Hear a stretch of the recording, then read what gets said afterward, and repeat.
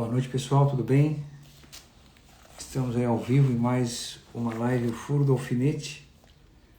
E hoje, encerrando como começamos, com o amigo psicólogo Bruno Santos.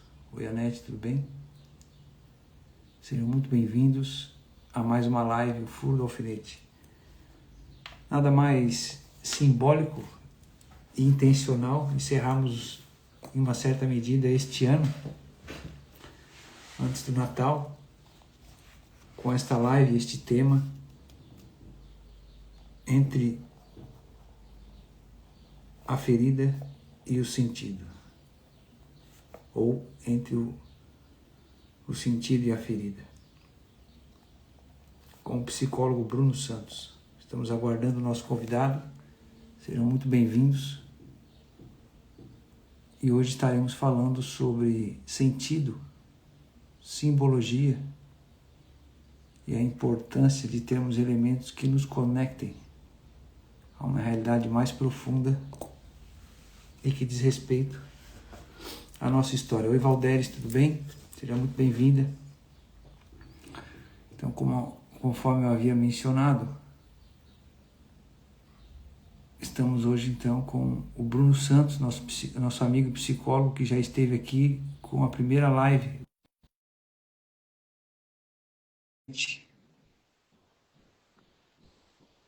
Passou por aqui mais algumas vezes e hoje, e aí, Bruno, certinho, te mandei o convite lá.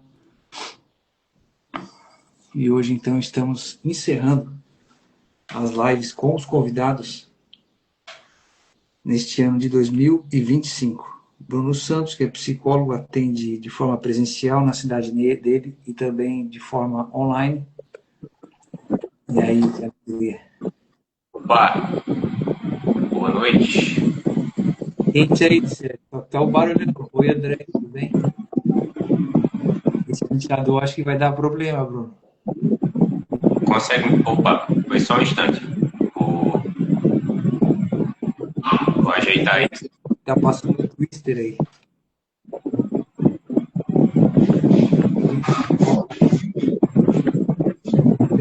Então, agora, costureiro e costureira da alma, se ainda não baixou o e-book, ele está de forma gratuita, o link da bio. Lá eu explico melhor o que é o furo do alfinete, então eu tenho a alegria, né, de ter hoje aqui nessa última live deste ano o Bruno Santos, psicólogo que estreou aqui no início deste ano, trazendo a primeira temática, as angústias difíceis de nominar. Depois esteve aqui falando sobre o pai ausente, o pai presente, o pai eterno, no Dia dos Pais, no mês de agosto, e também sobre o imaginário com a bioiatria, que em uma certa medida se conecta com a temática também, né? Então, oi Ana, tudo bem, Diego? Então sejam muito bem-vindos ao Furo do Alfinete. Antes de passar para o Bruno, eu vou fazer só uma exposição breve, Bruno, do objetivo da nossa live, para que o nosso costureiro e costureira da alma possa se situar, né, do que se trata, do que iremos falar nesta noite. De antemão já me antecipo, né? E seja muito bem-vindo, Bruno, mais uma vez. Obrigado por ter aceito o convite. Vivemos num tempo que explica muito, mas compreende pouco. Um tempo em que o excesso de informação não se converte necessariamente em sentido e onde muitas dores não encontram palavras que a sustentem. Nesta live, vamos conversar sobre a importância dos símbolos, essa linguagem silenciosa que atravessa a infância, a fé, a cultura e a clínica, o setting terapêutico. Para isso, recebo o psicólogo Bruno Santos, com quem vamos refletir sobre como o empobrecimento do imaginário afeta a saúde emocional e por que recuperar a dimensão simbólica não é luxo intelectual, mas uma necessidade humana. Uma conversa profunda, acessível e essencial para quem deseja compreender melhor a si mesmo e o tempo em que vive. Muito obrigado e seja muito bem-vindo, Bruno. Bom, meu amigo, agradeço demais o convite, a oportunidade. É um momento muito feliz, assim, finalizar o ano aqui junto com você. Creio que será muito bom esse momento aqui. Você consegue me ouvir bem? Consigo, mas eu não sei. Eu acho que o ventilador ele está fazendo um barulhão aí de fundo, né?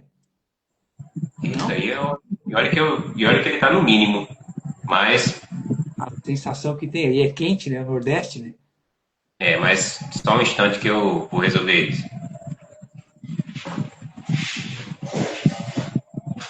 Seremos breve e objetivo, corte rápido, Tramontina, ou nem tanto, né? Então, muitas vezes nós se utilizamos de símbolos, eles se fazem presente no nosso cotidiano, mas não nos apercebemos muitas vezes, né? Quando um símbolo falta, alguma coisa ocupa esse espaço, ocupa este lugar, e aí como é que fica, né? Tateando no escuro, buscando uma direção, um sentido, para tentar compreender em qual caminho ou em que pé nós estamos na nossa vida, né? A vida foi feita para ser vivida, é uma via de mão única, né?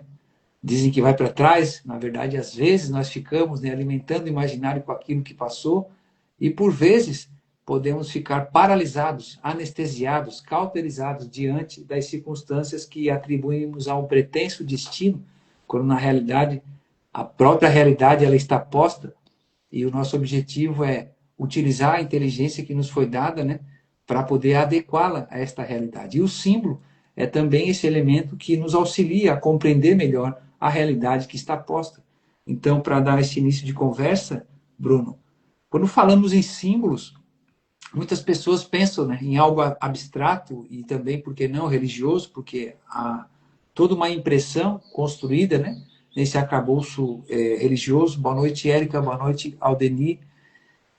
Na prática clínica e no setting terapêutico e na vida cotidiana, o que seria um símbolo e por que ele é tão essencial para a psique humana, Bruno? Primeiramente, vou deixar aqui meu boa noite para todo mundo, né? Dizer que estou muito feliz de estar aqui junto com o Hugo novamente. É um momento muito propício aqui, final de ano. Estou muito feliz de participar novamente aqui do Furo do Alfinete.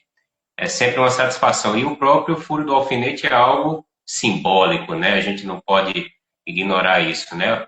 Quando eu e o Hugo conversamos lá no comecinho sobre a simbólica, o furo do alfinete seria esse pequeno furo que permite a luz entrar, né? Então, digamos que simbolicamente, esses momentos aqui são momentos aonde o conhecimento, a positividade e, quem sabe, até o autoconhecimento pode acontecer através desse pequeno furo de alfinete, né? Mas, respondendo desde já, o que seria simbolismo, né? Ou a simbólica, é essa linguagem, é essa ciência pela qual nós conseguimos dar nome para coisas que são muito imateriais e muito difíceis de palpar, né?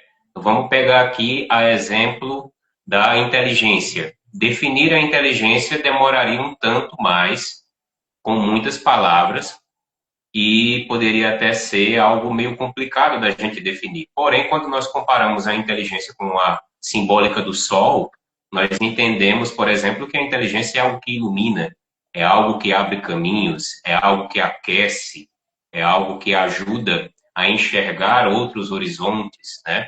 Essa linguagem simbólica, de certa forma analógica, é utilizada para a gente compreender coisas que são muito difíceis.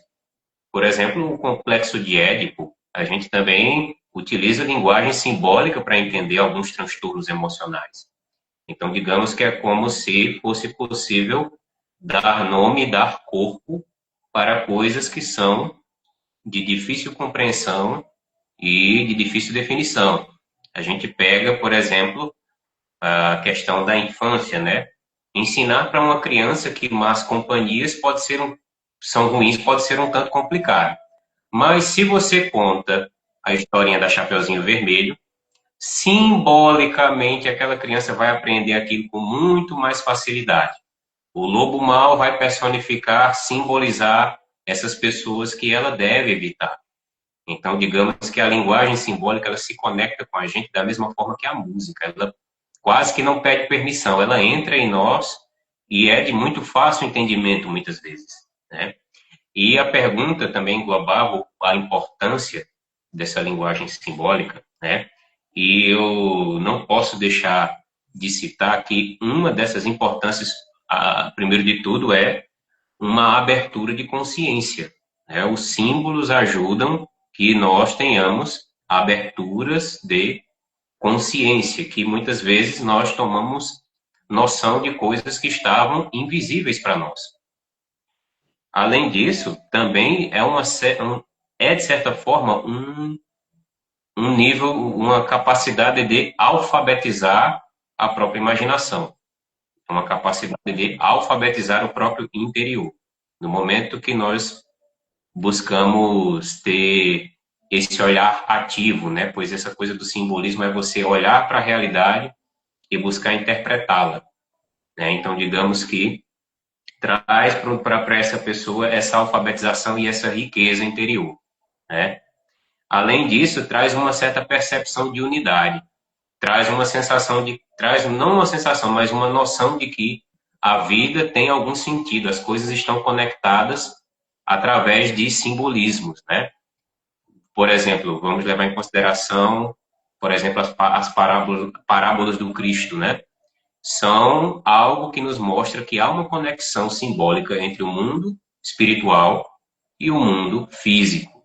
Nós entendemos as coisas complicadas da metafísica, do lado do divino, através das palavras simbólicas das parábolas, que comparam o céu muitas vezes a uma pérola, comparam o céu muitas vezes, né, a um trabalhador que é convidado a trabalhar no finalzinho do dia, né, e acaba ganhando igual aos outros.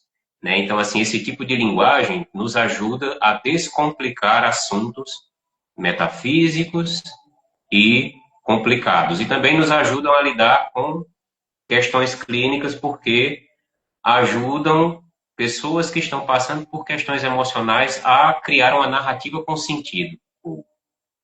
Ajudam essas pessoas a encontrar um sentido na própria história. Né? Então, seria uma espécie de linguagem que nos ajuda a expandir nossa inteligência e abrir portas. Assim, em sentido geral, seria isso. Muito bom. E o que o Bruno está também trazendo é bom pontuar, paralelo ao que ele trouxe, né, do símbolo e do simbolismo, que é como se fosse aumentar o nosso repertório. Muitas vezes, ele teve aqui em outro momento falando sobre as doenças biográficas.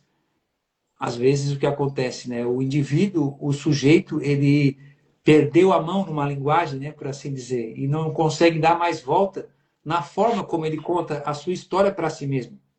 Lembrando a quem está chegando agora e está nos acompanhando já há um certo tempo, em vários momentos, em vários outros encontros com outros profissionais também da saúde mental, eu deixei de forma bastante reiterada, né? E faço questão de repetir, porque não é cansativo para a gente entender. Às vezes as pessoas, e eu conversava mais cedo hoje com o Bruno, muitas vezes a pessoa ouve falar de terapia, de procurar um psicólogo, um terapeuta, um psicanalista, e ela diz, isso é papo de maluco, né? Como se procurar um profissional da saúde mental não fosse um ato de busca para se compreender. Porque, infelizmente, muitas vezes, nós profissionais da saúde mental, como o Bruno mesmo colocou, né, é até uma figura de linguagem, né, trabalhamos apagando incêndio. Seria mais ou menos o quê?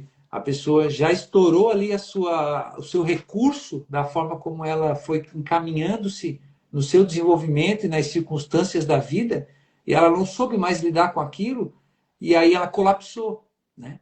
Ela deu uma crise, gerou algum tipo de transtorno, uma mácula, uma ferida abrupta, né, que acabou desencadeando um processo de desconhecimento da sua própria individualidade. E é bom deixar de forma bastante vincada, né, que é a palavra que a gente usa quando vai dobrar alguma folha de papel, né, o vinco, né, bem dobradinho, a composição na qual nós nos constituímos. Lembrando que a psique foi substituída pela alma, que também se compreende na mística, na antiguidade, Idade Média, a patrística, a escolástica. Os grandes pensadores tratavam o ser humano sobre o aspecto da alma, né? E com a modernidade veio a ideia da psique, que também é uma palavra grega, né? Que significa alma, né? A psique, né? Psicologia, né? Que seria o estudo da alma, né? Em uma certa medida, né, Bruno? E só que eu queria deixar bem claro, para a gente poder dar continuidade, para fazer a distinção do que seria esse símbolo, né, que às vezes se confunde na cabeça das pessoas, que quando um indivíduo procura o profissional, o seu arco narrativo, a forma como ele conta internamente a sua história para si mesmo, está faltando algum elemento ali, né? Então a gente costuma dizer, né, que o terapeuta, o psicólogo, o profissional da saúde mental, ele se torna o ego auxiliar. Ou seja, lembrando que o ego, de uma forma não reducionista, mas didática, ele se refere ao quê? É a história que eu conto para mim mesmo sobre mim, né? O professor Olavo falava muito sobre isso. Então, quais são as histórias que eu tenho contado para mim mesmo? Quando falta elementos para contar a minha narrativa, a pessoa pode desenvolver uma neurose, por exemplo, pode desencadear um transtorno, né? E o Bruno está nos trazendo o símbolo como um dos elementos que compõem essa narrativa, para que a gente possa ampliar, e talvez fique confuso para muitos, mas ele é simples e é profundo. Ele é como se fosse uma figura de linguagem, né? É pão na forma como se fazia antigamente. Ele não vai nem fermento, é só água e trigo, né? Então, mistura os dois e aí a gente pode compreender que ele sacia e dá o sentido e a direção. E aí eu te pergunto, Bruno, existe diferença entre símbolo, metáfora e imagem, né? Como essas linguagens ela atuam de forma distinta e também complementar, né? Dentro desse processo. Muito bem. A, a imagem diz respeito muito mais assim à linguagem poética, né? A imagem diz muito respeito ao próprio cinema, a arte e a forma como essas imagens se conectam com o nosso interior. A imagem tem esse tom da poesia, do metafísico, né? Que toca no nosso mundo sentimental. Já a coisa da metáfora, a metáfora é a linguagem da analogia, né?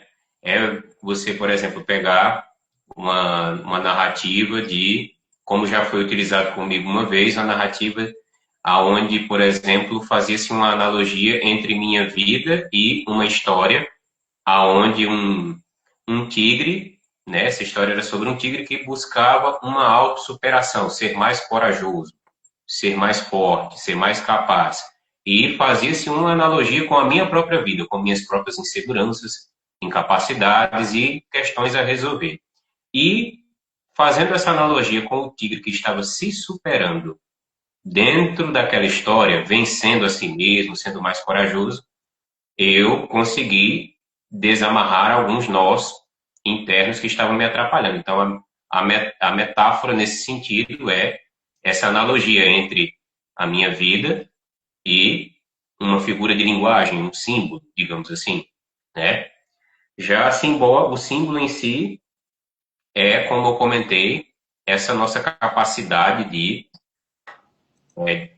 dar corpo e dar sentido para coisas que são muito metafísicas, coisas que são muito imateriais. Vamos pegar aqui a título de exemplo a linguagem do amor e o símbolo do coração, né? O amor que muitas vezes se torna muito difícil de nós colocarmos em palavras, ao colocarmos a figura do coração, principalmente aquele coração que é utilizado mais como emoji, conseguimos compreender perfeitamente que linguagem é essa, né? Nós conseguimos intuir com muita facilidade que tipo de linguagem é essa. Então, o simbolismo, ele é essa capacidade de criar pontes, de criar sentido entre uma coisa e outra. E dentro da prática clínica, isso é muito importante porque nós precisamos ajudar nossos pacientes, as pessoas que procuram nossa ajuda, a atribuir sentido às coisas que aconteceram com elas, né? Para que a história dela tenha um sentido, tenha começo, tenha meio e tenha uma continuidade, que geralmente é o grande problema, né? O problema de dar continuidade para uma história que foi difícil. E a simbólica pode ajudar alguém que está travado em uma fase, em um momento difícil, a dar o passo seguinte, né? Por exemplo, terapeuta tem um cliente ou um paciente que tem algum problema com a figura paterna. Então, este terapeuta terá a função de trazer o simbolismo de uma figura paterna saudável para esse cliente. Vai ter que ajudá-lo a conhecer figuras paternas que sejam saudáveis. Muitas vezes essa pessoa nunca teve contato com uma figura paterna que fosse saudável de fato. Problemas com o próprio pai e as figuras masculinas ao redor dele não seriam muito, muito boas, vamos dizer assim. Mas, por exemplo, através da bioiatria, que comentamos da última vez, né, o recurso do cinema, das séries, dos filmes, da arte como um todo, pode trazer para essa pessoa o símbolo que falta. Aquele símbolo que está um tanto quebrado, um tanto desgastado, pode ser renovado através desses recursos terapêuticos, né? Então, digamos que o símbolo ele traz essa capacidade da pessoa criar uma ponte com novas realidades, novas possibilidades, que é o que, no fim das contas, o psicólogo, o psicanalista, o psicoterapeuta traz para a pessoa, para as pessoas que o procuram, é uma capacidade de criar novas possibilidades de vida, novos posicionamentos, novas ideias, um horizonte mais amplo, né? No fim das contas, o simbolismo, a nível de ferramenta, ajuda eu, você, qualquer um, a ampliar o próprio horizonte. A imagem e a metáfora também são ferramentas muito interessantes nesse sentido, mas elas têm um valor de agregar com o simbolismo. Elas três, digamos assim, caminham juntas. É meio difícil separar as três. As três trabalham em conjunto. Muito bom. A Aldeni falou aqui, para complementar, é interessante quando o ser humano entende que precisa de ajuda e que essa ajuda é encontrada nas terapias, nos ajudando a quebrar as falsas crenças e evitando a autodestruição. Interessante, Aldeni, porque o Bruno ele mencionou aqui o próprio furo do alfinete, né? Eu já falei isso aqui em outros momentos. Eu até ia pegar, vou ver se depois eu consigo alcançar ali, para dar um exemplo de um processo terapêutico que eu realizei, eu pessoalmente, comigo, junto com uma terapeuta, né, que é a Fabrícia Carini, um abraço para ela. Ela é analista junguiana e ela usa um tipo de abordagem, né, para poder auxiliar o indivíduo a se conhecer, a resolver alguns dilemas. Mas eu estava contando para ela há um tempo atrás, Bruno, eu acho que eu já comentei isso em outro momento, quando eu conheci o Bruno na formação de terapeutas, né, do professor Arthur Schumann, um abraço pessoal da formação também, eu fiz uma aula com o João Mena e ele falava de um movimento, né? Ele tinha uma aula específica, hoje ele trabalha nas redes aí falando sobre posicionamento, imagem, é um baita trabalho que ele faz ali, ele contextualiza com aspecto filosófico, ideológico, e faz a distinção e consegue ilustrar, né, de como a imagem ela tem um impacto na nossa formação do imaginário, se a gente se dá conta muitas vezes, né? E aí ele falava, vocês têm que colocar para fora algo que seja uma extensão de como vocês estão se conhecendo por dentro. Aí quando eu tive aula, eu assim, e agora? A única coisa que me veio na cabeça foi o furo do alfinete. Por quê? Em 2018, depois que eu vim de umas viagens que eu fiz pelo Brasil, eu sempre trabalhei com adolescente, esse público, né, criança, né, como professor e tudo mais. Eu pensei, como é que eu queria encontrar uma forma de contar uma história que evitasse ou auxiliasse a aumentar, né, as figurinhas do álbum desse indivíduo que está ali, essa criança, esse adolescente, e está passando por algum drama. Né? Então, me recordei, né, agora esse ano, desse material que eu comecei a escrever, que era uma ficção, uma literatura infanto-juvenil. O cenário era de um garoto que estava na frente da televisão, ele nunca tinha parado para pensar e para olhar para si mesmo, para sua história. E quando ele começou a ver algumas coisas na televisão, ele ficou chocado, porque ele tinha visto só aquilo no cinema. Era programação genética para reconfigurar o DNA, teletransporte, e uma série de coisas da ficção estava lá. E aquilo ele levou um susto, né? Está aqui já agora, nesse tempo, nesse presente. E aí ele caiu em si e começou, numa forma simbólica, a mergulhar, né, nesse oceano, que é uma simbologia também para a nossa alma, conforme o professor Sérgio Rezende abordou aí num vídeo que eu compartilhei recentemente. Então, eu não tinha o arco narrativo para contar a minha história para mim mesmo.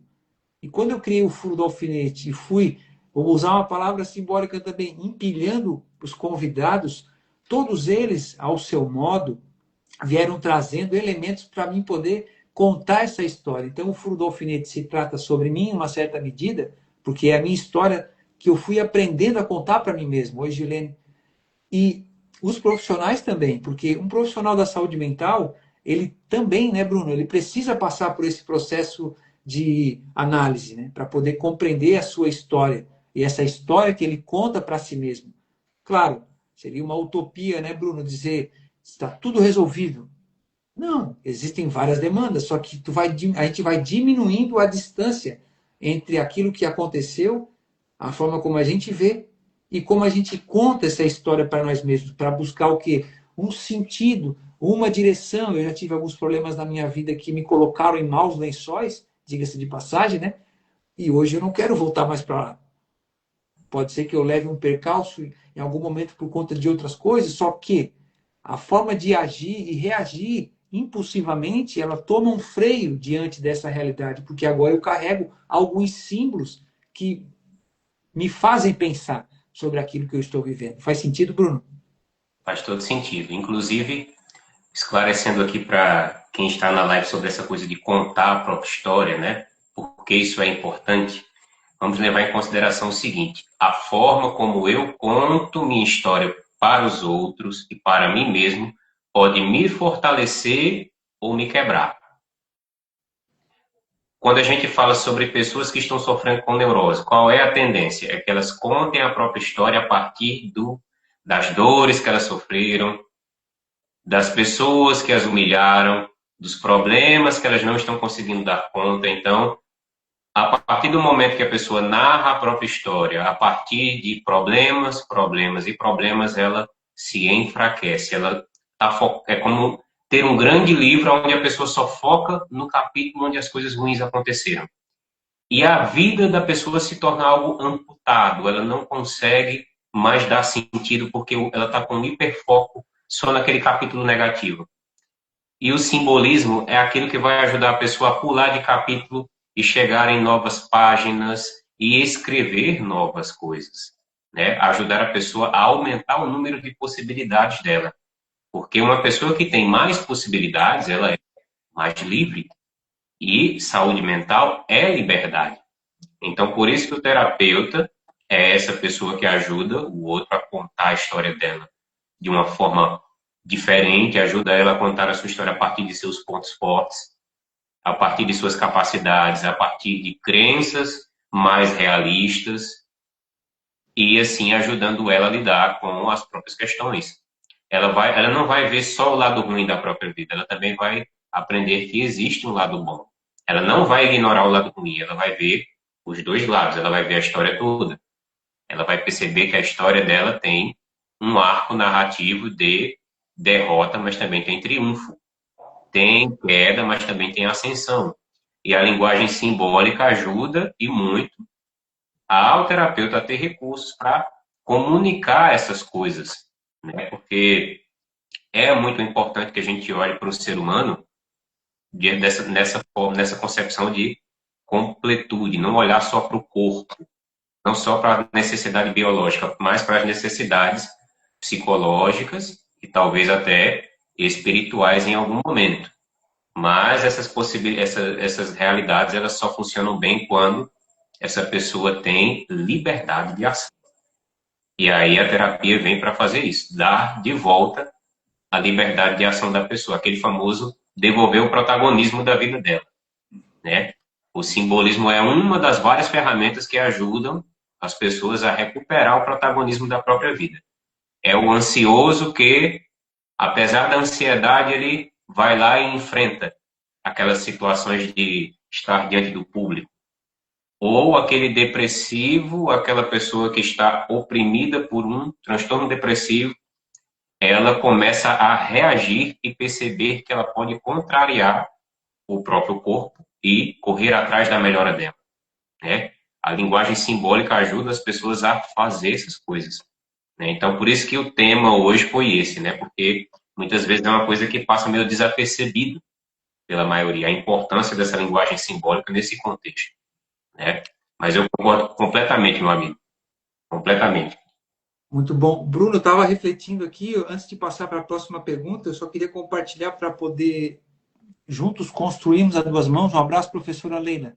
O convite está de pé, vou fazer formalmente lá, professora especialista na parte de artes. A arte também, ela liberta, né? Ela também nos encanta, né? E nos auxilia, né? A poder enxergar a realidade, e expressa, né? Em uma certa medida, e aponta para uma direção transcendente, além da própria imanência do ser humano.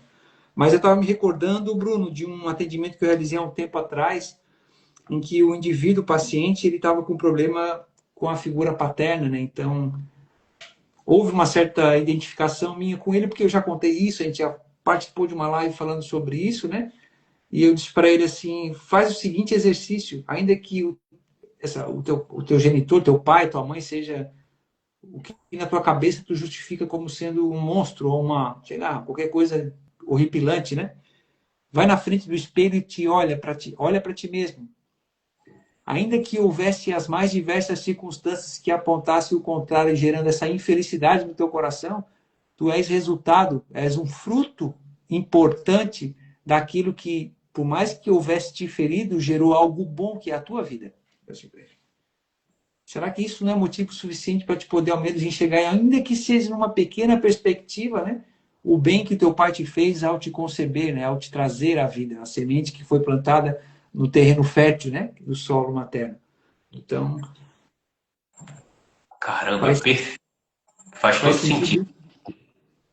Faz todo sentido. Inclusive, quando você comentou isso agora, me lembrou, né, de um momento que o simbolismo foi muito necessário em um atendimento bem antigo, bem no passado que eu fiz, com uma pessoa que havia passado por um trauma muito profundo.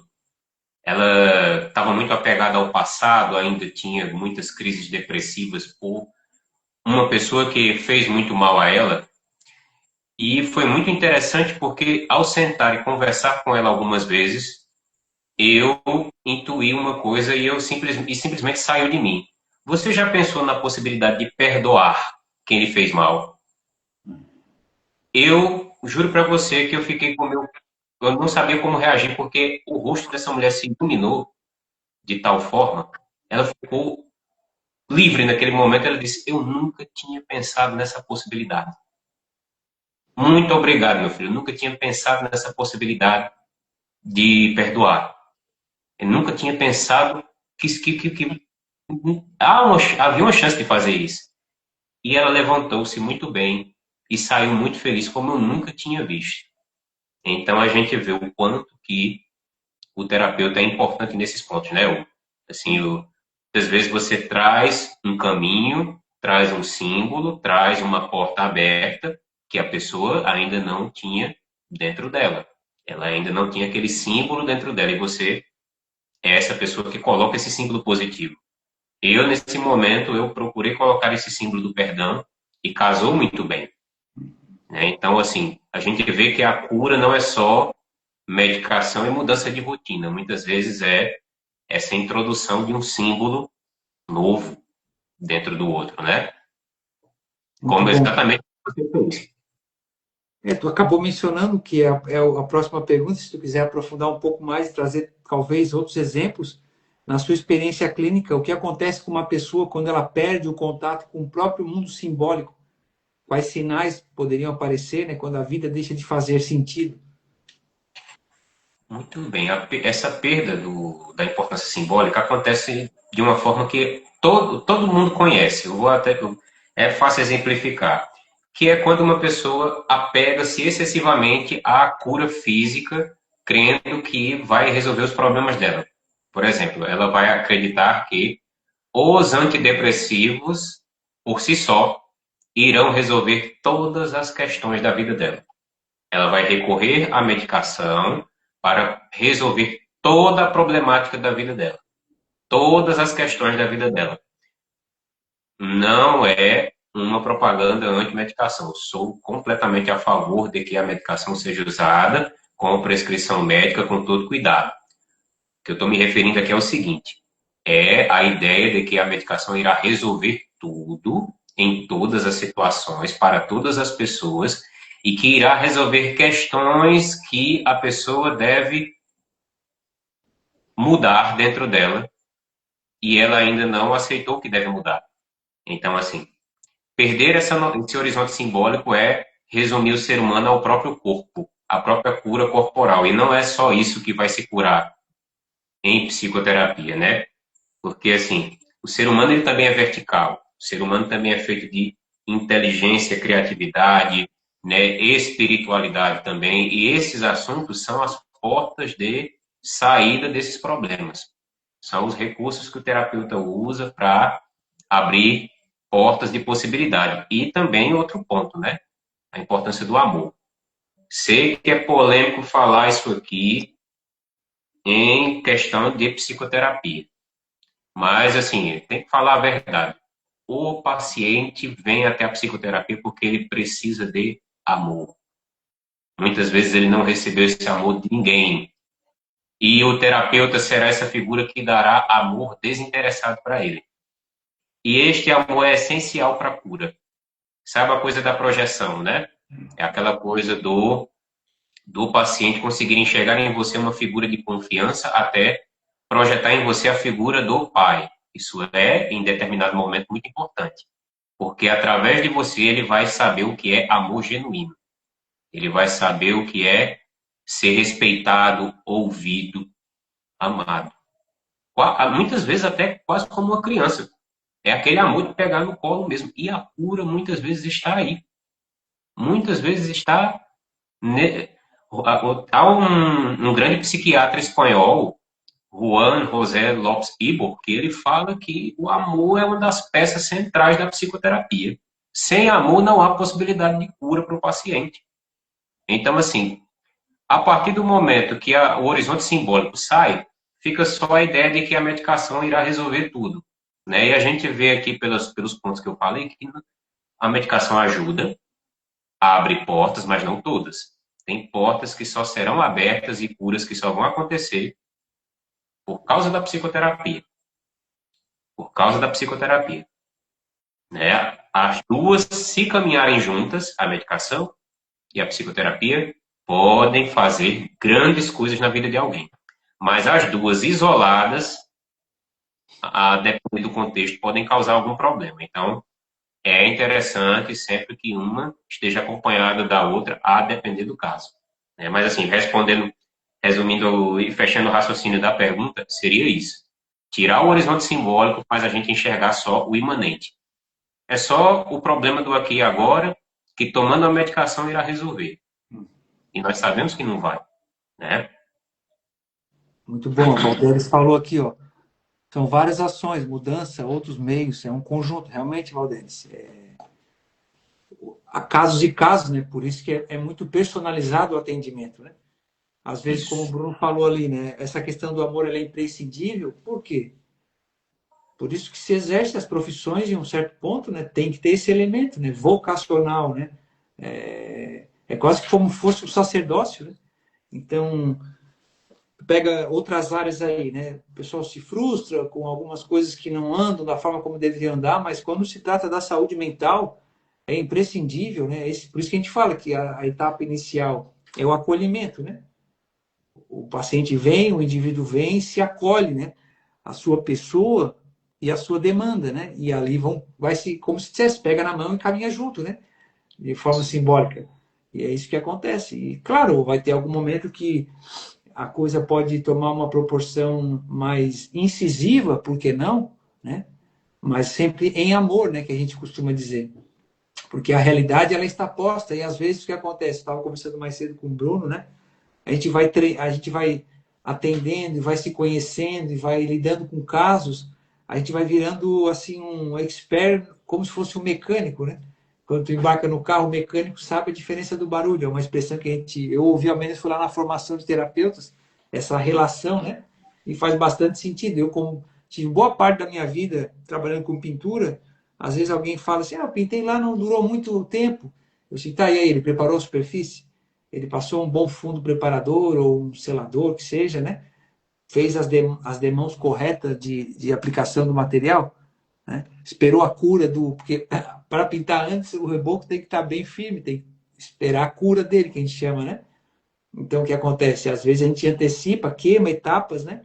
E acaba ocasionando a desintegração, né? daquilo que, numa linguagem simbólica, seria o indivíduo, né? E na questão da pintura, a durabilidade, né, daquele trabalho que está sendo feito. E aí eu te pergunto, Bruno, praticamente tu respondeu aqui a quarta pergunta, não sei se tu gostaria de falar mais alguma coisa, muitos sofrimentos hoje são tratados apenas, como tu acabou de mencionar, no nível do comportamento ou da química cerebral, né? O que é que se perde quando ignoramos a dimensão simbólica do sofrimento humano? Eu digo isso porque eu reitero o que o Bruno falou e muitos profissionais sérios falam sobre isso, se você procurar hoje. A gente sabe que tem a parte fisiológica, né? O ser humano é um ser bio, antropopsicossocial, espiritual, então, até de forma mais reducionista, né? Ele tem a parte biológica, a parte social, né? Cultural, né? E a sua individualidade. Então, nessa relação, a gente não vai separar, né? E botar o ser humano em caixinhas, mas vai tentar entender de forma integrativa, porque hoje se fala muito, né? Terapias integrativas. Só que aí eu acho que há uma confusão, Bruno, me desculpa, porque eles pegam esse treco das terapias integrativas aí e levam muito para essa coisa estilo New Age, não sei o quê, e eu acho que alguma coisa falta aí, né? Mas tudo bem. O professor e psiquiatra Guido Palomba, né? Ele tem um material chamado A Decadência da Psiquiatria. Ali ele fala, como o Bruno mencionou, né? Nós não somos contrários à medicação, né? Mas o lobby que existe por detrás, porque se pegar o laseamento, né? O alargamento dos diagnósticos dentro dos transtornos, da sintomatologia, dos sintomas que advêm ali de algum tipo de transtorno que a pessoa está tendo, ele é muito largo, né? E ele pode ser encaixado sobre todo e qualquer tipo de circunstância ou situação que a pessoa apresenta no seu relato, no seu comportamento. É disso que se trata, né? Porque às vezes, por exemplo, o Bruno descobre que ele tem um transtorno. Eu descubro que eu tenho alguma doença, né? De ordem de saúde mental. Beleza, isso é algum tipo de passaporte se eu tiver um diagnóstico para canalice, para mau caratismo, para passar por cima das pessoas, ou sabe?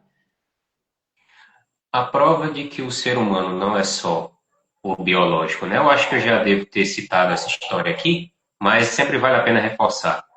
É dito que no período da Guerra do Vietnã era muito comum o uso de entorpecentes entre os soldados, entorpecentes de altíssimo, de nível muito pesado até, né? Que não dá para dizer aqui.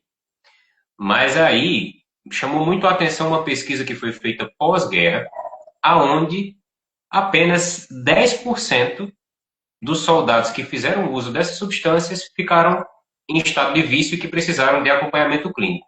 90% dos que voltaram para um contexto familiar saudável, de acolhimento, de amor, reencontrou mãe, pai, irmão, se sentiu bem, nunca mais precisou. É uma prova cabal de que o ser humano não é apenas o biológico, né? Não é apenas corpo, ele é mais que isso. Então, aí é onde está o trabalho do terapeuta, é trazer o ser humano para este ambiente positivo que eu acabei de dizer aqui. Esse ambiente é onde ele vai ser ele mesmo, né? Onde ele vai poder se encontrar, né? Onde ele vai ter um espelho. O terapeuta vai ser esse espelho onde a pessoa vai poder se sentir à vontade para olhar para o próprio rosto, para se sentir à vontade e tudo mais. Então, assim, só para reforçar essa coisa da medicação aqui, que ela é importante, porém ela não é a solução, ela não é uma panaceia, ela não é a solução para todos os problemas, né? Seria mais ou menos esse o raciocínio. Muito bem. Bruno, será que poderia explicar para a gente, para nós, de forma simples, por que falar sobre a dor, né? Nem sempre é suficiente. E como o símbolo ele permite acessar as camadas que a fala direta às vezes não alcança, né? Falar sobre a dor é importante, mas falar sobre a dor pode se tornar algo muito viciante, entre aspas, porque se em processo terapêutico o terapeuta comete o erro de sempre estar permitindo o paciente o tempo todo falar sobre as próprias dores, isso nem sempre é terapêutico e nem sempre é bom. O paciente ele precisa receber muitas vezes também novos recursos, esses recursos simbólicos, para que ele use esses recursos como um espelho, como eu comentei, para que ele olhe para si e para que ele comece a se questionar se os comportamentos dele hoje são bons ou precisam de mudança. Então, assim, falar sobre as dores é necessário, permitir que o paciente, de vez em quando, ou quando puder, reclame um pouco de suas dores é bom, porque às vezes ele não tem com quem partilhar essas reclamações. Mas se isso for uma constante dentro da terapia, isso se torna problemático. Se o paciente é estimulado a estar o tempo todo reclamando, reclamando, só olha para a própria dor, só olha para a própria dor, isso aí é mais neurotizante do que terapêutico. Então, assim, o símbolo ele vem aqui para ajudar a pessoa, né, a se questionar. Não é apenas contar e desabafar, mas é ela começar a se inquietar. Como você mesmo comentou agora há pouco, em terapia a gente tem o acolhimento, mas também tem um momento de falar a verdade. Tem um momento também de passar desconforto. Terapia é geralmente um momento mais desconfortável do que confortável, porque ali você vai ter acesso a muitos símbolos que, assim, vão mostrar para você que às vezes está precisando mudar coisas e mudar urgentemente. Você vai se encontrar com verdades sobre você que às vezes são inconvenientes. E aí é onde vai haver, né, um certo conflito. Tem pessoas que saem da terapia com mais ansiedade do que entrou porque ela percebeu o próprio padrão de adoecimento. Poxa, eu é quem sou o grande problema da minha vida. Não é minha mãe, não é meu pai, não é meu terapeuta o meu problema. Sou eu mesmo. E isso dói. E isso dói. Dói muito, é muito difícil. Mas o processo terapêutico precisa despertar isso na pessoa. Então, assim, a simbólica, essa linguagem simbólica, sim, vai ser uma ponte para a pessoa chegar nisso. Nessa autopercepção de que ela é responsável pela própria vida. Estamos aqui, por exemplo, falando, aqui pode ser em qualquer contexto, para o adolescente, para o adulto, em qualquer contexto, mas é ajudar a pessoa a perceber que ela é responsável pela própria vida, que ela é esse agente de mudanças, que ela é a responsável pela melhora. E o simbolismo é esse caminho, essa porta aberta, para ajudar essa pessoa a acessar o próprio interior dela. E às vezes ela não consegue pôr em palavras, também pode isso acontecer, ela não consegue dizer o que de fato está acontecendo.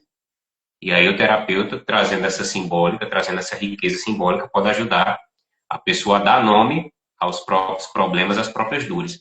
E aí se torna, em vez de ser aquela coisa de falar sobre as próprias dores, ela vai compreender e vai agir.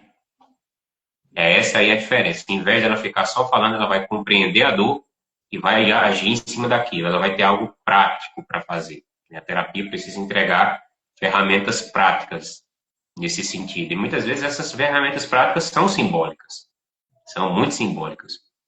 Então, nesse sentido, vai muito de encontro a isso, né? Essa coisa de falar da dor o tempo todo pode não ser tão benéfico. Muito bom, um abraço aqui para o Bregamini, que entrou há pouco. Mencionaste um ponto importante aí que dá ensejo para a próxima questão, Bruno. A infância ela é um período talvez não determinante, mas condicionante para muita coisa, inclusive para essa formação do imaginário. Né? Quais são os riscos, Bruno, psicológicos, existenciais, quando a criança cresce sem histórias, rituais, referências simbólicas e limites claros, por exemplo? Boa pergunta, porque ela remete a um contexto muito atual, que é o contexto da dispersão, né? Não é exatamente um símbolo específico que está adoecendo essa geração de crianças e adolescentes. É o fluxo interminável de informações e de muito vídeo, muito conteúdo que as crianças e os adolescentes não têm, digamos assim, estômago, com muitas aspas, para digerir. Na verdade, ninguém tem. Né? Então, assim, é a dispersão o grande vilão que muitas vezes acaba sequestrando a saúde dessas crianças e adolescentes. Porque essa dispersão, essa falta de rotinas, de rituais, de cumprir metas e alguns pequenos prazos, na medida da capacidade da criança, que faz ela ter essa falta de limites e essa dificuldade de aceitar figuras de autoridade. A dispersão, ela é esse vilão que faz a criança crer que a realidade está abaixo do querer dela. Não é ela que precisa se adequar à realidade, é ela que quer que a realidade se adeque a ela. Né? Então, assim, esse contexto de dispersão de internet pode criar essa impressão errada. Esse contexto de muito símbolo, muita coisa que entra e sai ali, possa levar essas crianças a esse tipo de situação. Então, assim, é necessário vigiar este tempo que o adolescente e a criança passam na internet. Não é cortar, não é castrar e impedir a criança de ter o seu tempo no telefone ou o adolescente, mas tem que ser vigiado a hora, o tempo que estão passando e o conteúdo que estão consumindo. Porque veja só, tantos e tantos pais às vezes reclamam do comportamento desses adolescentes, mas não vigiam quem são as pessoas que estão moldando o imaginário desses adolescentes. Os YouTubers, né?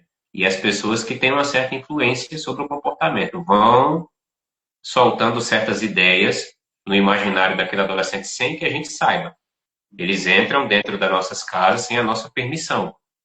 Então, por isso que é importante, nesse contexto de dispersão, o pai e a mãe estão sempre vigilantes em relação ao tempo de tela e ao que é consumido ali naquelas telas. Se isso for resolvido, grande parte dessa dificuldade com essa geração mais nova, muito provavelmente vai ser resolvida. Não tudo, obviamente, mas uma boa parte dos problemas tende a encontrar equilíbrio, sabe? Evitar esse tempo excessivo de dispersão. Muito bom. A professora Cibele Zucchello teve aqui há um tempo atrás, até recentemente. Ela hoje mora na Espanha, ela é psicóloga e ela tem muitos casos. E aí são casos mais extremados, né? O cyberbullying, né? Que a gente fala. E tem outras expressões também, que é o aliciamento digital, né?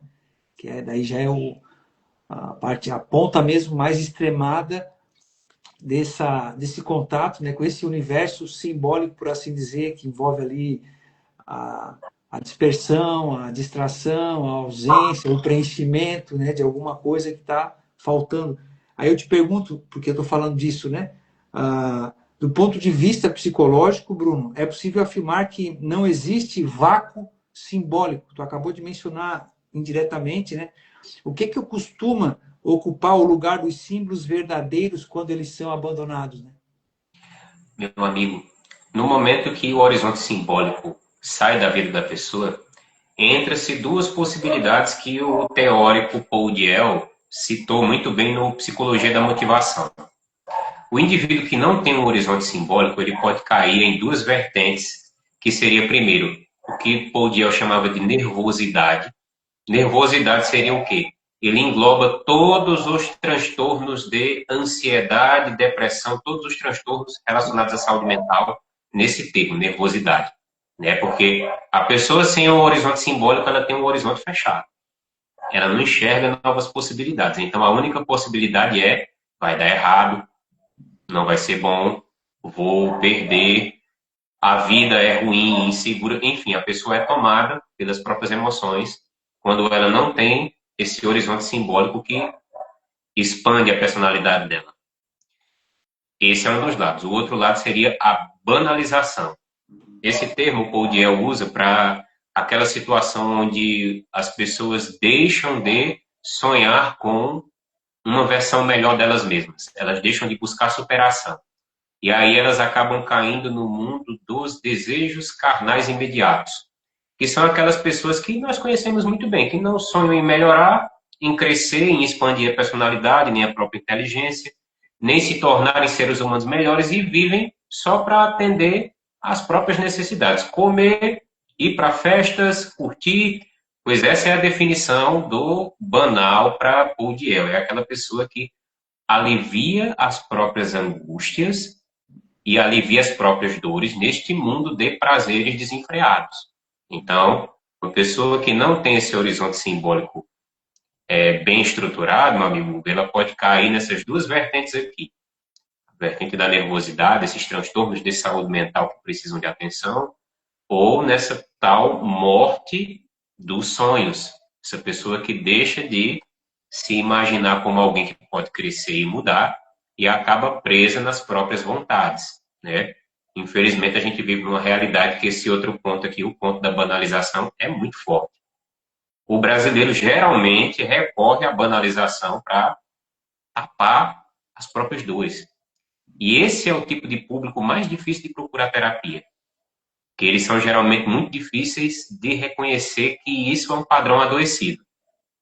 Ah, não, bebo minha cervejinha no fim de semana, vou para minha festa, volto para casa na hora que eu quiser. Enfim, isso são ideias que estão bem amarradas com esse conceito da banalização. Não que essas coisas sejam erradas em si, mas eu estou falando de indivíduos que vivem só para isso. Entende? Eles vivem só para estes prazeres imediatos. Eles não buscam melhoria humana. Então, assim, para fechar o raciocínio da pergunta, a pessoa que não tem esse horizonte, ela pode cair nesses dois mundos aqui, às vezes nos dois ao mesmo tempo, que também tem esse problema. Então, seria mais ou menos esse raciocínio. Sem horizonte simbólico, a pessoa pode cair ou na nervosidade ou na banalização que o Paul Diel falava. Muito bem. E aí a pessoa acaba como se ficando num estado quase resposta-estímulo, né? Lá do... Como é que é o nome daquele pesquisador que fez o teste dos ratinhos lá? Esqueci o nome dele agora.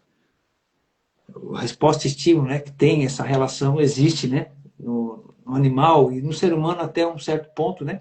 Mas a vontade, o próprio professor Olavo de Carvalho falava sobre isso, né? A força mais poderosa do universo, né? Tanto que lá na oração do Pai Nosso a gente fala, né? Seja feita a tua vontade assim na terra como no céu, né? Ou seja, a vontade iluminada, né? Pelo reto juízo, né? A transcendência, né? Ela nos conduz, né? Nos aponta esse sentido, esta direção. Ah, mas a vontade não é tudo, existem outras coisas. Claro, é um caminho que vai sendo consolidado e vai sendo construído, né? A pessoa chega toda destroçada na terapia. Aí o que acontece? Ela vai ter que começar a limpar, tirar o mato, as ervas daninhas. Às vezes tem raiz que é profunda, tem que cavar. Uma árvore tu não simplesmente pega e arranca, a depender, né, do tipo de árvore, né? Às vezes é aquela árvore com aquelas raízes profundas. E aí você, tem que ir tão profundo assim? Bom, o Victor está aqui, o Bergamino, não sei se ele está aqui, mas quando ele trabalha, ele mesmo sempre fala de forma reiterada, não, a hipnose e a PNL auxiliam ali, só que eu sou também psicanalista, porque a psicanálise ela consegue aprofundar e abarcar mais coisas, por exemplo, né? Assim como a psicologia, a depender da abordagem, né? Então, eu te pergunto, porque daí é a nossa próxima pergunta que tem a ver com isso. Na clínica, no setting terapêutico, como o resgate da narrativa pessoal, da história de vida, né, pode transformar o sofrimento bruto em experiência integrada e humanizada, né, por assim dizer. Muito bem. Vou até aproveitar para, assim, o pessoal que nos acompanha agora aqui na live, que talvez não tenha tanto conhecimento de psicanálise, eu vou tentar buscar explicar como a psicanálise funciona através de um símbolo. Vamos imaginar o símbolo do farol, né? A mente humana seria o símbolo que o Hugo trouxe agora há pouco, o mar. Aquele mar que está revolto durante uma noite de tempestade. A psicanálise é aquela luz do farol, que vai bater no mar e vai buscar sondar o mar, investigar o que é que está distante da consciência da pessoa. A luz é essa consciência que vai passando e vai revelando aquilo que o Hugo falou agora há pouco, aquilo que está sujo, aquilo que está quebrado, aquilo que a pessoa está evitando, aquilo que a pessoa está racionalizando, né? Então, o símbolo que pode explicar muito bem a psicanálise seria esse farol que ilumina e faz a consciência conhecer aquilo que precisa ser transformado, precisa ser mudado, né? Então, assim, o resgate da narrativa pessoal vai muito de encontro primeiro a isso, né? A primeiro enxergar aquilo que é matagal, sujeira, problema, incerto dentro de nós. Porque, assim, por definição, o interior do ser humano, por mais feia que essa analogia seja, é um, um saco de pano cheio de serpentes dentro. E a psicanálise é essa ferramenta poderosa que faz o ser humano abrir este saco e não ter medo de contemplar a própria feiura. Não ter por medo de contemplar aquilo que está errado, as mentiras, as neuroses, as coisas erradas dentro dele mesmo, e ele buscar correção. Buscar correção é a primeira coisa que vai ajudar alguém a pegar o sofrimento bruto e transformar em sentido, que é a definição da psicanálise, transformar o sofrimento bruto em sentido de vida. Primeira coisa que vai acontecer nesse resgate da narrativa é a pessoa olhar para o que ela não queria olhar dentro dela. Depois ela vai olhar, o psicanalista ajudará essa pessoa a partir disso a enxergar aquilo que é bom. Porque muitas vezes também está nebuloso. Aquilo que a pessoa tem de aptidões, talento, uma inteligência que ela possa ter e ela ainda não notou para determinados assuntos. Então, ele vai ser também uma espécie de orientador vocacional. Ajudará a pessoa a perceber os próprios tesouros, como Louis Lavelle falava, né? Então, nesse sentido, fará com que essa pessoa contemple, primeiro, aquilo que não está bom e precisa ser transformado, aquilo que é bom e precisa ser notado, e a pessoa vai contar a história dela a partir desses dois lados. Não vai ser só a partir do lado perfeito e a partir do lado, ou só a partir do lado que não está bom. Mas ela vai contar a história dela de forma integral. Ela não vai ter medo de olhar para dentro dela e perceber as incoerências, as bagunças, as dores. Ela vai ter coragem de olhar para dentro desse saco cheio de serpentes, que é o interior humano. Então, assim, esse resgate dessa narrativa pessoal vai muito de encontro a isso, meu amigo. A pessoa não ter medo de olhar para a própria feiura interna. Ela vai ter coragem e disposição, e isso vai libertar ela de um monte de problemas, de um monte de mentira que ela conta para ela mesma. E, por consequência, o que é que vem disso aí? Liberdade. Liberdade. A verdadeira saúde mental, por definição, é liberdade. Então, assim, essa coisa do colocar essa narrativa pessoal na direção de uma situação de sentido tem a ver com a gente ter coragem de olhar para aquilo que está errado e mudar. E aí o psicoterapeuta tem que ser esse homem e essa mulher corajosos que ajudam o paciente a fazer isso, que é necessário muita coragem para isso, né? Essa coragem de fazer o outro perceber o que não está bom dentro dele é uma tarefa árdua, né? Ô Bruno, eu estava lembrando aqui enquanto estava falando, estava tendo uns insightzinhos, se tu pudesse me ajudar a realocar essas duas afirmações, me veio na hora quando tu falasse, né, da liberdade, não tem como ver, como lembrar, ao menos para mim, não sei se quem está assistindo aqui pode deixar o comentário aqui se faz sentido, né? O Cristo diz, conhecereis a verdade vos libertará. É claro que ali a gente sabe que é um contexto cristocêntrico, ele está falando dele mesmo, né? De Deus através dele, né? Mas existem pequenas verdades, né?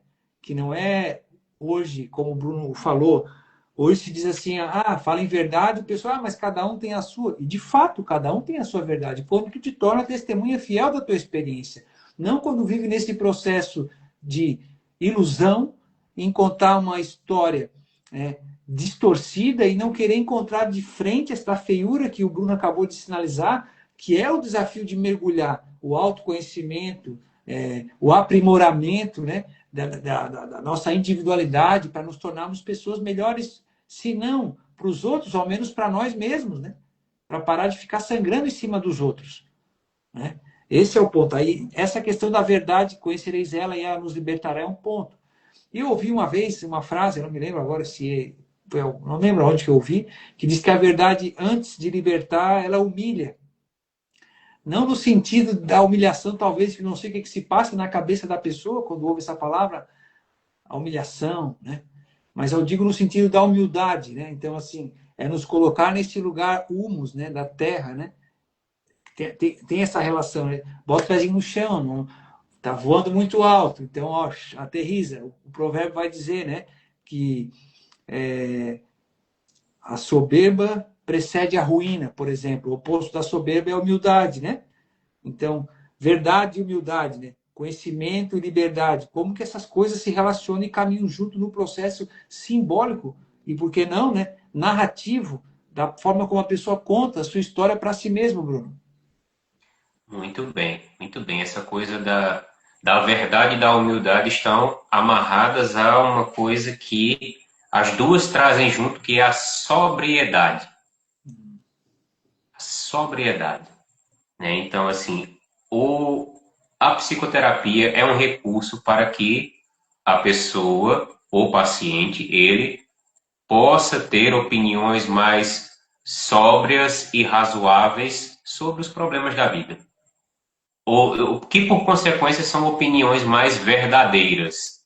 Em vez de mascarar aquilo, ou para parecer mais forte, ou para parecer alguém que precisa ser cuidado por todo mundo.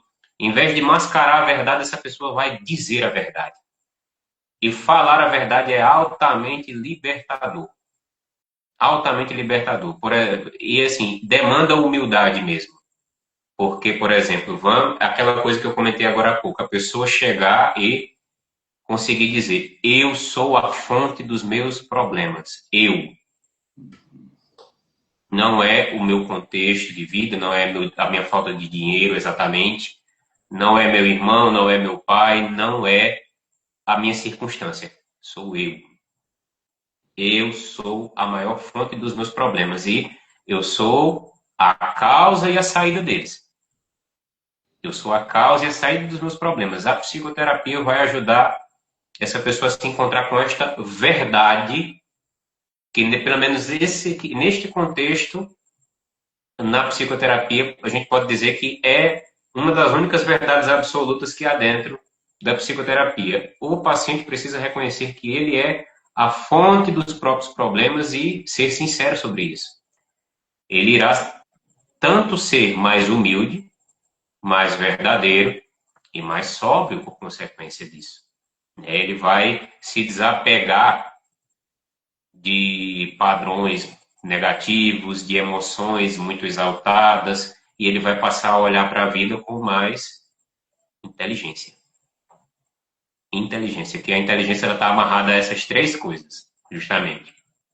A verdade, a humildade e a sobriedade. Por consequência, a pessoa que é mais verdadeira, minha gente, é mais inteligente. O sincero é mais inteligente, porque ele enxerga as coisas com luz. Né? Então, o terapeuta ele ajuda essa pessoa, esse tal paciente, a ser verdadeiro, porque ele torna-se mais inteligente e sua personalidade toma uma robustez maior, através da verdade. A verdade que o Hugo trouxe aqui enquanto conceito seria isso, seria esta porta de difícil acesso, mas de grandes ganhos, né? De grandes prêmios e tesouros para quem buscar correr atrás dela. Seria mais ou menos esse o raciocínio que faço em cima dessa tal da verdade dentro do contexto do set terapêutico. Muito bem, Bruno. A Mari acabou de dizer aqui, ó, demanda coragem também. Justamente, Mari, muitos textos, poetas falam sobre isso, né? A coragem, né? Tenha coragem, ser forte, ter de bom ânimo. Né? E isso, claro que, às vezes, quando a pessoa vem toda destroçada, é um processo que vai sendo construído, ela vai ter que encontrar dentro de si isso, né? Claro que ela primeiro olha para fora, porque ela não consegue olhar para dentro. Né? Se os olhos são a janela da alma, ou como o próprio Cristo falava, né? Se teus olhos forem luz, todo o teu corpo será luz, mas se teus olhos forem trevas, com grande trevas estarás. Né? É um simbolismo para dizer, né? Porque o olho está associado à mente, à inteligência, a perceber a si mesmo, a visão. Né? Muitos ícones, muitos símbolos de várias sociedades, movimentos utilizam o olho, né? Como um sentido de dizer, né, que está sendo visto, mas que também está enxergando, né? Como que a gente se enxerga se a gente está embotado, né? A gente não consegue enxergar com clareza. Então, por isso que o terapeuta, né, como reiterando aí, não é vendendo peixe, como diz o outro, mas não deixe de seguir o Bruno Santos. Ele também faz atendimento online, assim como eu, semelhante a mim. Eu também atendo online, por enquanto, quero futuramente aí, se Deus quiser, ter um lugar físico, mas a gente atende online. O contato do Bruno está na bio dele. E eu queria passar para a próxima questão, Bruno, mas eu estava falando sobre isso, né? Na forma que eu conto com a história. Ah, tá, lembrei. Eu não queria deixar passar isso, Bruno. Acho que é muito importante. O Bruno falou da sinceridade. E hoje há também um jargão que tomou conta do imaginário das pessoas, que é falando, ah, eu fiz o sincericídio, né? Como se fosse alguma coisa virtuosa, né? A pessoa falar tudo que dá na telha sem nenhum tipo de filtro, por assim dizer, né? Às vezes ali está por detrás algum sintoma de alguma coisa. Sincericídio, meu amigo, isso é um termo assim que assim, me lembra muito os fariseus, né? Os fariseus na Bíblia, eles achavam que podiam abrir a boca e falar o que bem entendiam, machucar todo mundo. E eles ainda eram os homens cultos, inteligentes. Eles se sentiam muito bem com essa ideia de que humilhar o outro é ser sincero.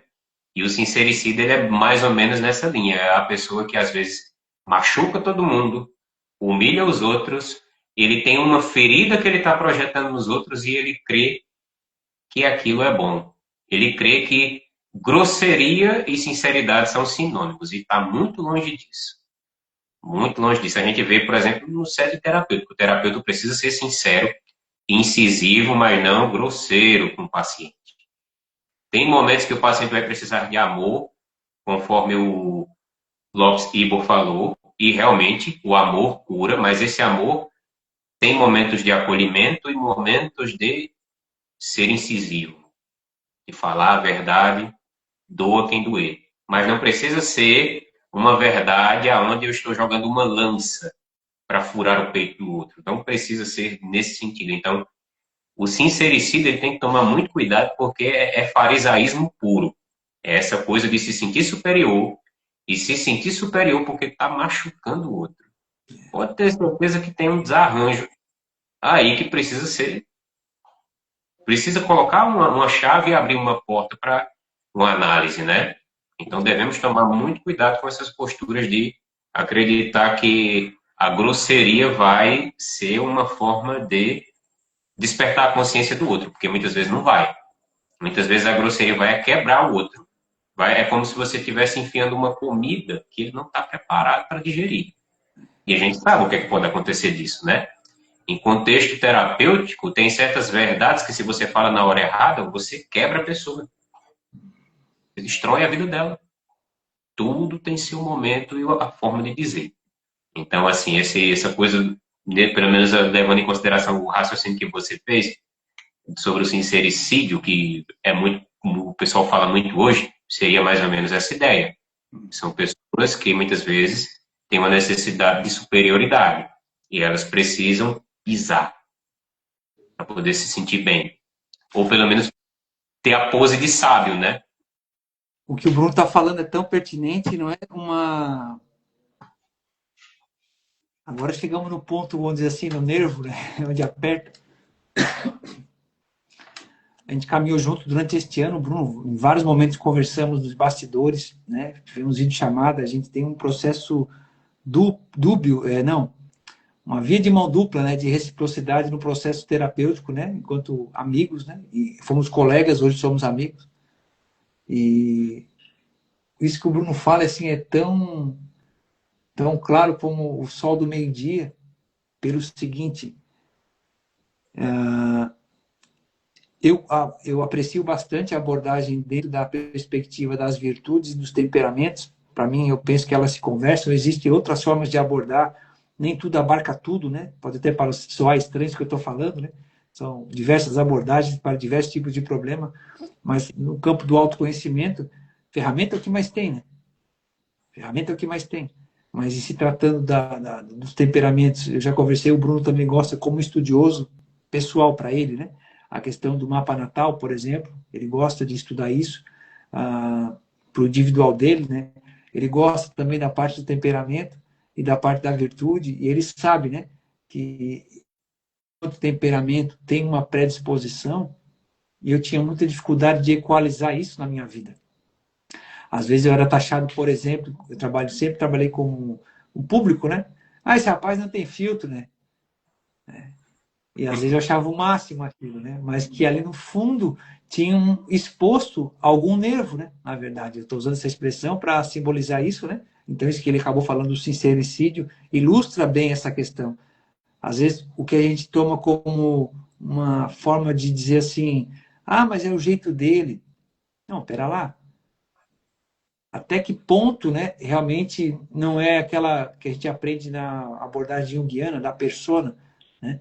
Eu estou aqui, ou que o Olavo fala dos tipos de eu, né? O eu biográfico, o eu social, o eu substancial. Onde é que está essa relação? Como é que a gente pode traduzir isso para as pessoas, Bruno? Eu estou abrindo isso porque entramos na última questão que fala, né? Atitude simples, né?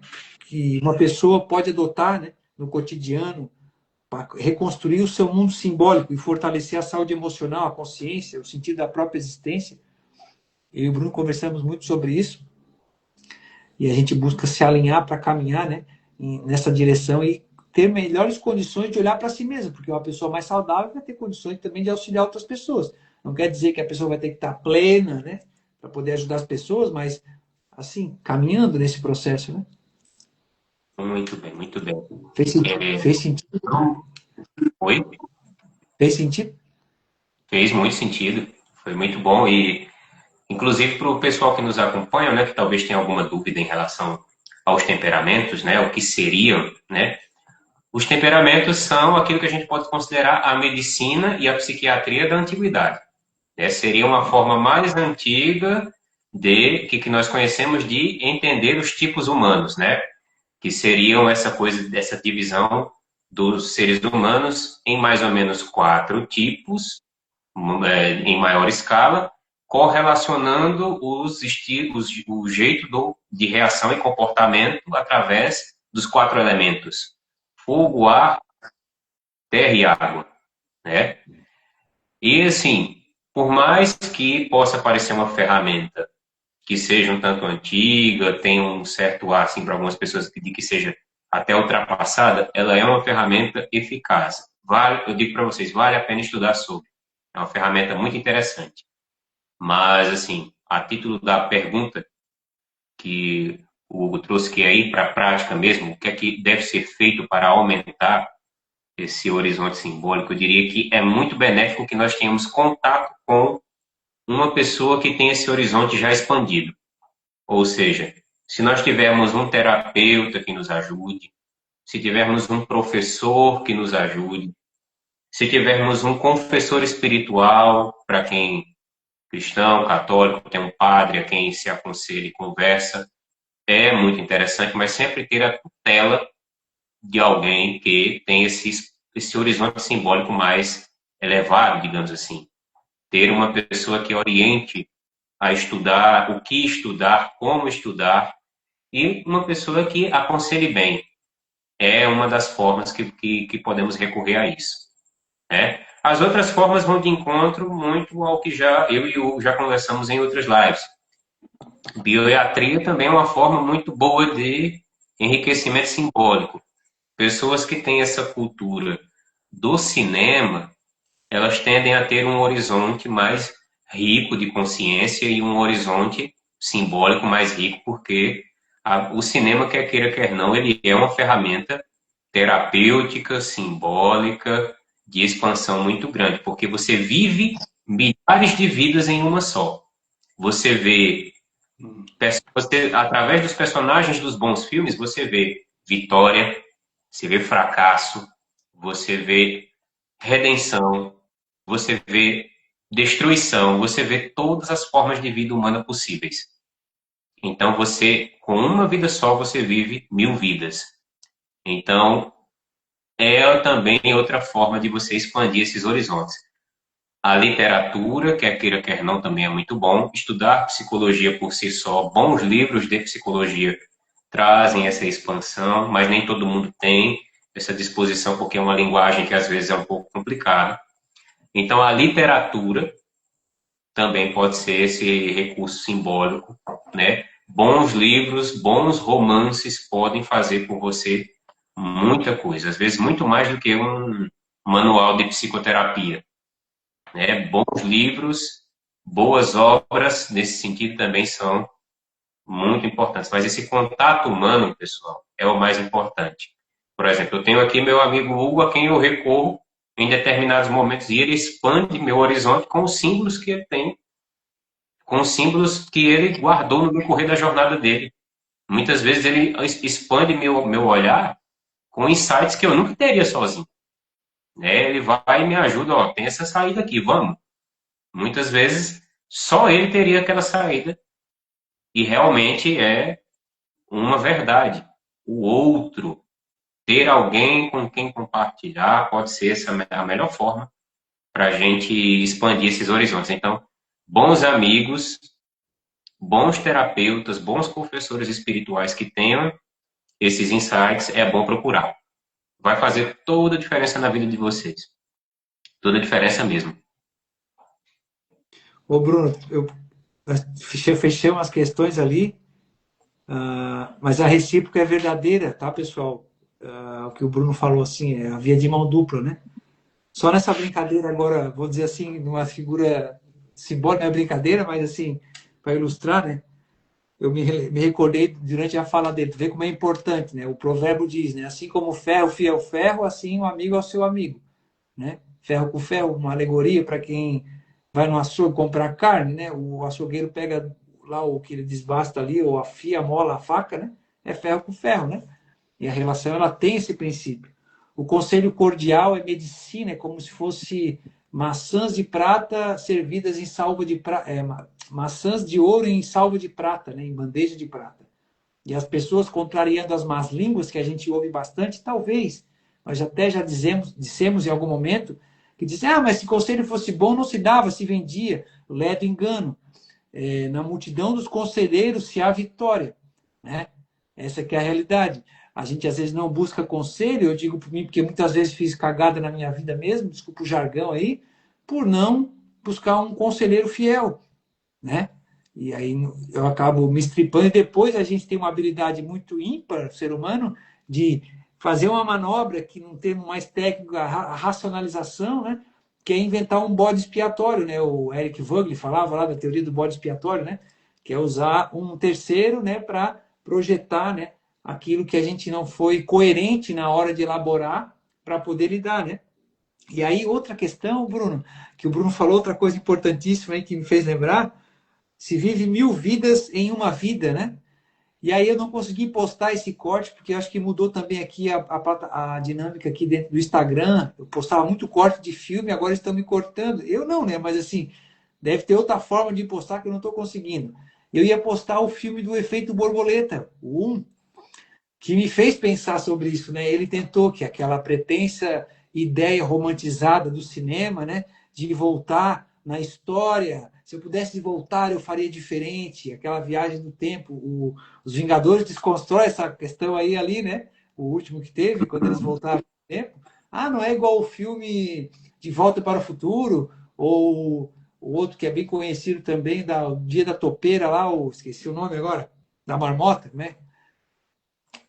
Opa, esse eu não. Feitiço do Tempo, com o Bill Murray, aquele do Caça-Fantasma. Tu lembra desse filme? Lembrei agora. Opa, muito bom. Ele é um jornalista, eu acho que é, né? E Uhum. ele acorda todo dia, no mesmo dia, porque ele precisava olhar para si mesmo. E só o amor, né, ensinou ele a enxergar, né, aquilo que ele não estava enxergando. Então, Bruce, eu falei algumas coisas aqui, talvez possa soar um pouco dispersa, né, mas eu tentei, em última instância, relacionar, né, o simbolismo daquilo que tu trouxe de forma prática para as pessoas, né? Bons livros, a boa literatura chamada universal, né? Ela é importante para enriquecer esse imaginário simbólico. Bons filmes, uma pessoa de confiança que tem o horizonte expandido, no caso do nosso peixe que a gente vai vender aqui, né? Em tese, né, seria um terapeuta, né? Mas às vezes uma pessoa na sua cidade, um líder espiritual para você que tem professa uma religião cristã, no caso, um pastor, um padre, que foi o que o Bruno pontuou, né? Então é importante, né, dos bons se munir, né? Eu acho que quem pensou que a Mari falou de novo aqui, ó, precisamos do outro sempre, seja para ampliar ou reconhecer, né? É isso aí, Mari. Sim, sim. Interessante que quando você tem. Eu ia comentar que uma vez eu encontrei um quadro, essas umas pinturas surrealistas aqui na internet, e me chamou muito a atenção uma que se chamava O Terapeuta, né? E era muito simbólica porque o terapeuta, ele era a imagem é de uma pessoa sentada, mas o corpo é um espelho. O corpo do terapeuta, ele tinha um chapéu, ele tinha um poncho, ele tinha calças, braços, mas o centro dele é um espelho. Eu digo, cara, isso aqui é o simbolismo perfeito do psicoterapeuta. Porque o terapeuta é isso mesmo, é o espelho. O outro, o paciente, ele vai ver a si mesmo através de nós, ali no contexto psicoterapêutico, e vendo a si mesmo através dos nossos olhos, ele consegue encontrar essa cura, né? Ele encontra esse caminho alternativo de melhora, né? Então, por isso que eu acho perfeito essa simbólica de associar o psicoterapeuta a essa figura do espelho, né? Eu acho que a pessoa que pintou esse quadro, ela foi muito feliz nessa simbólica que ela escolheu, né? E veja, né? A gente pega aí a simbólica dos filmes, a gente pega a simbólica do cinema como um todo, aquela simbólica que pode fazer muito bem, e a gente lembra ali do rock, né? Do Rock Balboa, porque ele é um personagem que, de certa forma, ele representa uma grande massa de pessoas, porque ele simboliza aquele ser humano que, apesar da circunstância, buscou se superar. Ele não ficou naquilo que aconteceu com ele. Ele olhou para aquilo que ele estava fazendo no momento, né? Foi por isso que ele teve força suficiente para enfrentar de igual para igual um campeão mundial dos pesos pesados, né? Apesar disso soar um tanto fantasioso para as pessoas que veem o filme, a mensagem é a seguinte, que através do amor você consegue grandes feitos. Porque, como o próprio Stallone falava, o filme não é sobre boxe. Pelo menos no primeiro filme não é. É sobre o amor do Rock pela Adria. Então ele foi lutar com o Apollo, mesmo provavelmente que iria perder, por amor. E quantas vezes a gente não consegue grandes feitos na vida, justamente por ter um amor parecido com o Rock, né? Então, assim, aí a gente vê que a mensagem que um filme pode trazer, ela é muito poderosa. Se você consegue ter essa atenção para um filme, você pode extrair grandes coisas, né? Então, assim, pelo menos a meu ver, a grande mensagem do Rock seria essa. O amor consegue superar quase tudo. E você vê que no fim do filme o Rock não está triste porque perdeu pro Apollo. Ele está dizendo, é a maior noite da minha vida, cara. Ele está focado nisso. A maior noite da minha vida. Eu só quero encontrar minha mulher agora. E no fim do filme ele não está olhando para o Apollo nem para o resultado. Ele só vai e abraça a Adria. E diz que a ama. E o filme acaba. Ou seja, o motivo todo da luta dele não era ganhar, não era ser o melhor, não era nada disso. Não era competir. Foi por isso que ele foi tão bom, né? Por isso que ele, sendo um homem com tão pouco talento para boxe, competiu de igual para igual com o campeão, porque o amor estava motivando ele, né? Então, assim, você vê, né, que de um filme que parece tão simples, a gente consegue tirar tantas camadas. É por isso que eu acredito que o simbolismo é muito valioso para a psicoterapia, porque esse simbolismo tem o poder de curar, sabe, meu amigo? Mas, assim, não sei também se eu estou soando muito disperso, né? Mas foi o que me veio na mente agora, sabe? Eu poderia só complementar junto contigo, somar, né? Porque às vezes se romantiza o amor, né? E o amor ele é sofredor, né? Na verdade, quando a gente olha para o símbolo máximo do amor, né? Que é descrito lá naquela carta que virou música depois cantada pelo Legião Urbana, né? Ainda que eu falasse a língua dos anjos, né? Se eu tivesse amor, eu nada seria. O amor é paciente, o amor é benigno, não se ufana, não se ensoberbece, não se alegra com a tristeza do outro. Tudo sofre, tudo crê, tudo espera, tudo suporta, né? Então, para o apóstolo falar isso, né, ele provavelmente deve ter sentido na carne, né? As circunstâncias que o levaram a projetar, né, ou a viver e compreender numa certa medida tudo aquilo que ele estava vivendo, né? Porque ele é por amor a alguém, a algo maior do que si. É fora de si. A pessoa busca se tornar uma pessoa virtuosa, né? Que é um caminho também de autoconhecimento. Para quê? Para si mesmo. Seria muito egoísmo, né? Na verdade, é para poder servir com mais excelência quem está do nosso lado, de forma mais imediata. A nossa família, né? A nossa vizinhança, a nossa cidade, o ofício que a gente escolheu para exercer na profissão. Então, a vida só faz sentido, como ali a Mari mencionou, né, em relação ao outro. Né? O Victor Frankl vai falar isso também, como o Bruno reiterou lá no começo, né, trouxe, né, elucidou para a gente. Então, os grandes, vou botar assim no sentido dos gigantes, né? A vida dos vivos é guiada pelos mortos, né? A gente se senta no ombro de gigantes para enxergar mais além. E enxergar o que veio antes, né? Então, querer varrer toda uma história para debaixo do tapete é muita pretensão da nossa parte, né? Dizer que a gente vai inventar roda. É do meu jeito. Calma lá, cara pálida. Né? Respira um pouco. Né? Né? Vai ter que dar o braço a torcer, não adianta. A verdade, ela está posta na realidade. Ela não se dobra diante da nossa vontade. Nós podemos negar as consequências de negar a realidade, mas não. Nós podemos negar a realidade, mas não as consequências de negar a realidade. E ainda que neguemos as consequências de negar a realidade com falso discurso, nos iludindo, nos autoinduzindo, mesmo assim, ela não muda. Não muda. Ela não muda. E eu gostaria de aproveitar esse pequeno espaço agora para agradecer novamente o teu convite de estar aqui. Né? Eu fico muito feliz de estar aqui no Furo do Alfinete novamente, como eu comentei com você hoje de tarde. Né? Eu fico muito feliz porque eu vi no decorrer desse ano tantos convidados aqui de altíssimo nível, pessoas extremamente inteligentes, capacitadas, pessoas de alto domínio em certos assuntos que fico boquiaberto só de lembrar, mas assim, só de você ter esse carinho e essa consideração de convidar essa pessoa aqui, que é comparado com os outros convidados, é muito humilde em saber, né? Não sei tanto quanto eles, mas eu fico muito feliz com esse convite, né? E fico muito feliz de ter iniciado esse processo contigo. Damos continuidade e vamos continuar dando essa continuidade aí, porque é muito bom estar aqui no Furo do Alfinete, né? Eu queria agradecer a você por essa oportunidade, queria agradecer a você por sempre confiar em mim, enaltecer meu trabalho. E Deus quiser, 2026, vamos fazer mais coisas juntos. Vamos sim, com toda certeza. Agradeço demais aí pela oportunidade, meu irmão, que esse teu projeto só floresça, né? E que esse ano novo aí traga muita coisa boa pro Furo do Alfinete, pro Furo do Alfinete, se Deus quiser. Eu queria esse espaço aqui para agradecer de verdade por tudo, por tudo.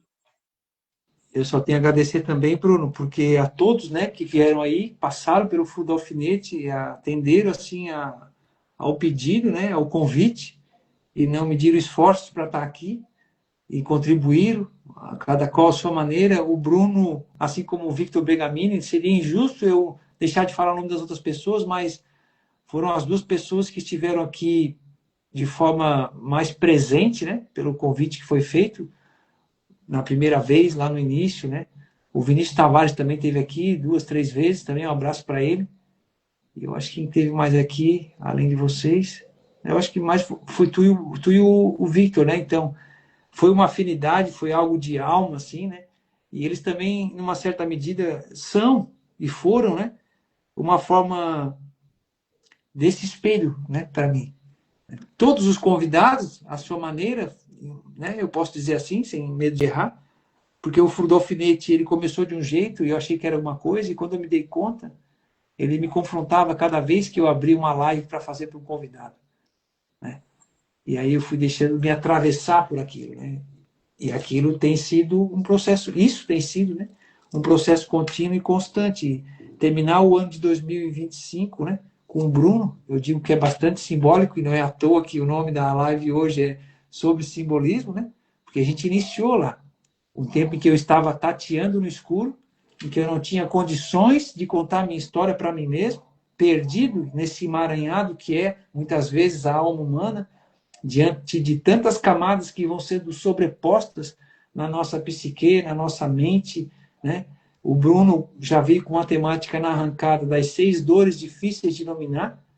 Essas 6 dores eu mencionei para ele hoje mais cedo, não foram aquelas, foram outras mais profundas, ainda que elas sejam reais, essas 6 dores.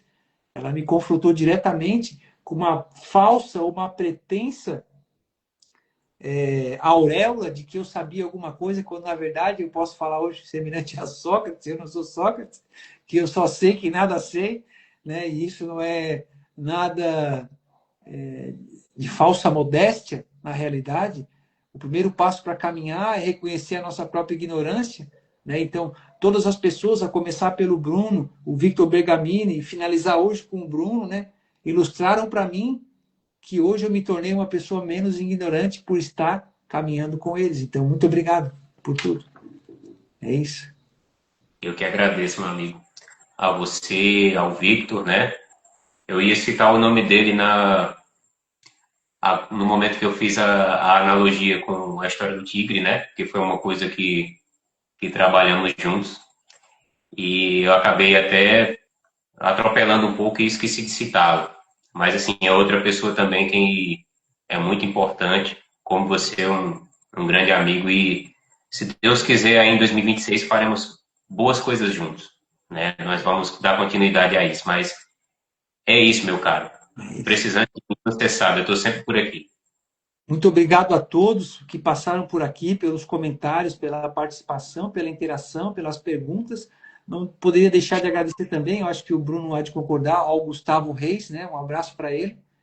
E a minha terapeuta, né? A Fabrícia Carini, e também ao professor Arthur da formação, onde eu pude conhecer o povo todo que teve aí no Furo do Alfinete, né? E quem veio também, os convidados, eu vou fazer um videozinho aí no final do ano, de maneira mais formal, agradecendo aí a todos.